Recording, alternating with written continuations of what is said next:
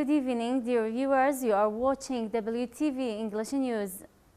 The General Secretariat of the Council of Ministers allocated about 40 billion dinars to compensate the affected property for terrorist acts in Baghdad and provinces.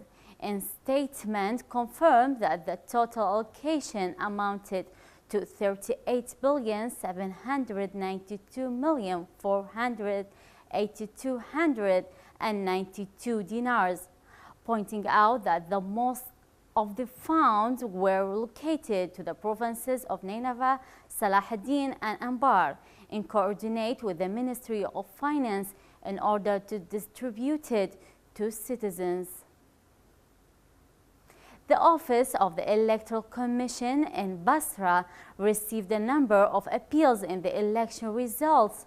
Director of the office, Ahmed Al-Ubaidi, explained that it is expected to double the number of electoral appeals on Monday after the publication of the results of elections in the official newspaper, indicating that the appeals received are backed by documents and properties and will be considered by the election judiciary.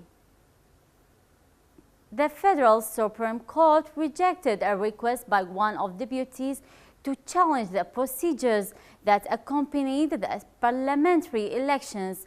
A statement of the court mentioned that the appeals and complaints were submitted to the Board of Commissioners in the Electoral Commission, noting that the role of the court comes after the submission of the final list of the names of winners of parliamentary membership for approval, and in case of appeals can be submitted to the court. The Coalition of Justice and Democracy, headed by Barham Saleh, confirmed that it would not enter into any political alliance that includes the two ruling parties in Kurdistan region.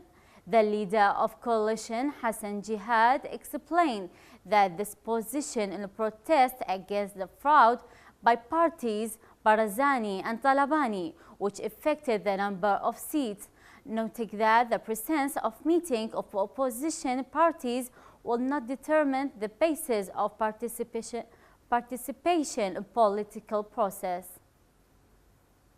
Al-Taghyir movement revealed its intention not to participate in the government and parliament in protest against the results of elections, which witnessed fraud and rigging. A member of Executive Council of Al-Taghyir movement, Shorsh Haji, said that the movement lost more than seats because of manipulation by the parties of power in the election results, while MP Amin Bakr confirmed that the movement is not allied with the Democratic Party and the National Union of Kurdistan, pointing out they are corrupt and ready to do anything to maintain their authority. A delegation of protesters in the province of Kirkuk filed a complaint with the United Nations Office of Governorate on violations in the elections. A statement to the representatives of the protesters said that the delegation visited the United Nations office in Iraq for the purpose of submitting the complaint signed by nearly 100,000 protesters in the manipulation and fraud in the votes of citizens in the region of Turkmen.